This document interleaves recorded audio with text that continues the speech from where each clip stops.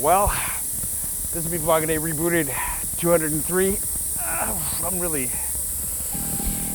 sorry, you guys. Good morning. We are out at Dempsey Hill this morning here in Singapore for a quick meeting with the owner of a restaurant group that includes Odette, famously the best French restaurant in Singapore. And we've been told by a few people, the best restaurant in Asia. He was humble enough to downplay that when I said that, but you can tell. It sounds like it's true.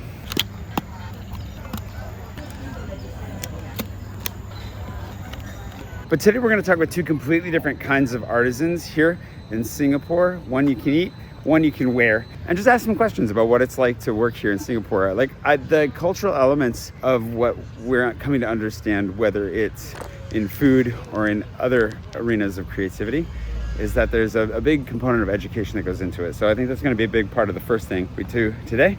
Let's go ahead and sit down with Jerome from Mr. Bucket and learn about Asian chocolate. Can you give me just a brief introduction to yourself and where we're sitting right now? Hi, I'm Jerome. I'm the founder and CEO of Mr. Bucket Chocolaterie. We are right now at our Dempsey Experience Center where we do food, we do all things Asian cacao, including savory food. We have desserts. You can buy awesome chocolate bars and bonbons, and also we do experiences like workshops and dining experiences. Perfect. Well, you just said something that I think might catch some people totally off guard. Did you know that Asian cacao is a thing? There are a lot of people that don't know that Asian chocolate is even in existence. Can you walk me through a little bit of your concept of bean to bar and how you're bringing something into both, I think, the consciousness of maybe a broader public, including possibly a local public, but then also what is driving you to do this? Growing up, everyone thinks that chocolate or the best comes from Europe, right? There's this perception when you think good chocolate, French, Swiss, Belgian, but no one ever thinks about Asia.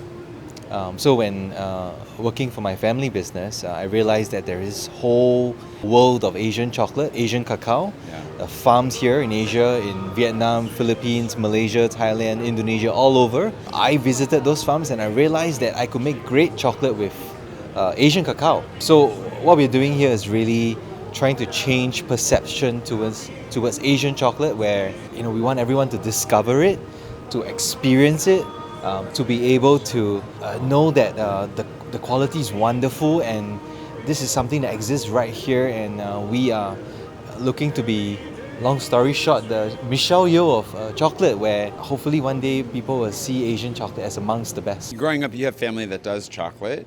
Do you feel like Singaporeans as a whole are aware of Asian chocolate, aware of Asian cacao, or is this something that's new to them as well? I think it's absolutely new. People think Asian chocolate is never a high value thing. With the way we do it, making it from bean to bar, with great intentionality, and just honestly a very simple, authentic process, we believe that there is room for it to be very delicious. If you haven't had the double soy caramel, you haven't lived. I would argue, actually pretty straightforward. You should come to Singapore just for that. What? I'm not kidding either. It was really, really good. I got distracted by double soy chocolate. It's really hard to think after thinking about that. Also for me, it's really interesting is Asian chocolate is probably something that was then in the mind of somebody who's in the industry as maybe a commodity. Yes. But that's probably as far as that went. How do you level that up to a point where people think like, oh yeah, I want some Singaporean chocolate? Talking about commodity, right? We are trying to move away from that, and that's why whatever we do, we always show it. So we show how we make it. The way it's made is fresh, handmade, and we also educate how we make it from bean to bar, so that there's the realness to it. In terms of how we change perception, the only way to change perception is to get people to try it. So that's why we have a lovely experience center here, where you come, you make a day out of it, you do a workshop, you do a tour, you have something delicious to eat, and you leave with a whole bunch of chocolates with you. And through that, we believe that everyone has stepped through the doors, their perceptions have been changed towards Asian chocolate. But you have to try it to believe it. I mean, I'm an example of that. I did not know that none of us did. This kind of came up because we were at Raffles. They offered us some chocolate from here, and we were like, what? So if you end up in Singapore or you want to come through and try something completely unique, Mr. Bucket, put it on your list. I will not make a pun about bucket lists, even though I guess I kind of just did. Sorry. Anyways, thank you, Jerome. I really appreciate it. There's the coffee tea that they make, and this is the cacao version. They also make a liquor out of the juice that comes out of the meat, right? Because if you get into a coffee pod, it's got the white, fluffy, meaty bits that separate out and usually get thrown away. That juice ferments pretty quickly, which is why you've probably never seen it anywhere. I've never had it. I don't live anywhere near a cacao farm. They squeeze it out, age it for 2 years, and it makes like a nice little port.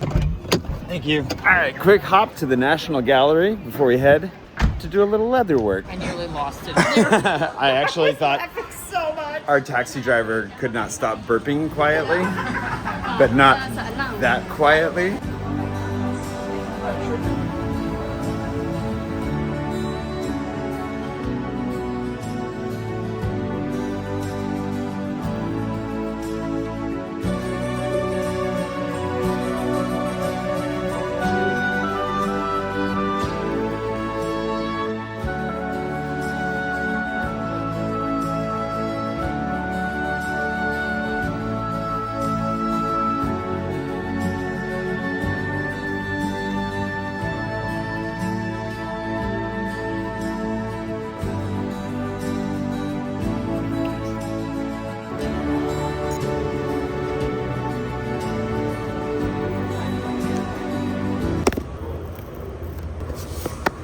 Thank you. All right, we found ourselves out by the airport, ready to do a little leather work. Okay, so I'm Kenneth. I'm a bag maker, and I've been doing leatherwork for 16 years. That is evident from what we're seeing around here. There's some really beautiful stuff in here, and you actually lead workshops as well. You don't just do it, you teach it. Yes, I do. Yeah? Yeah, so I firmly believe that to actually know about the brand, you have to experience it first and foremost. So workshops is a fantastic way for you to immerse yourself in the craft, in the brand, and this is my passion as well. So if this is something that you like, yeah, you'll be doing something for yourself in a bit. I'm looking forward to that. When you bring people up here, what is the main thing you want them to leave with? What I really want to do is help ladies and gentlemen feel good about themselves. That's my ultimate desire. So they come in here, they walk out with something that helps them look good. Yeah.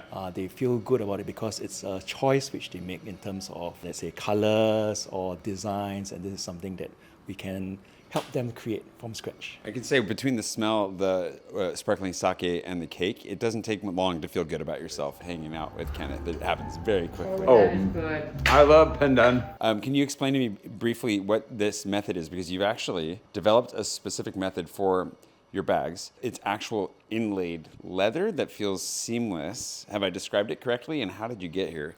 That's right. So my specialty is this technique called marquerie. Okay. It's a traditional French technique, but usually done for tables and wood. Okay. Oh. Yeah, so you know some of those wooden tables that are inlaid with mother of pearls. I just translated it into leatherwork.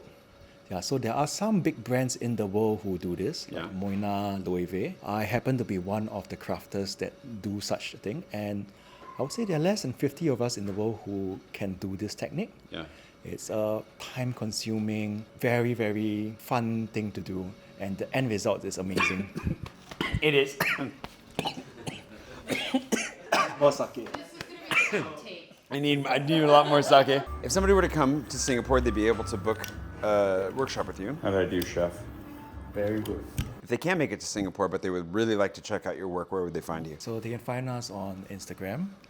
If they really need to have a face-to-face consultation, available anytime on Zoom as well. Okay. So just to give more confidence to whoever's on the other end that what they want can be achieved. Thanks, Kenneth. Yeah.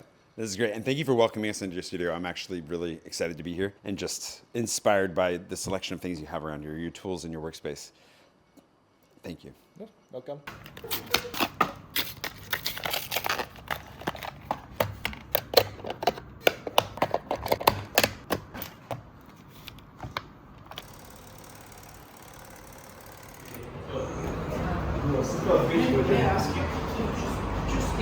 Just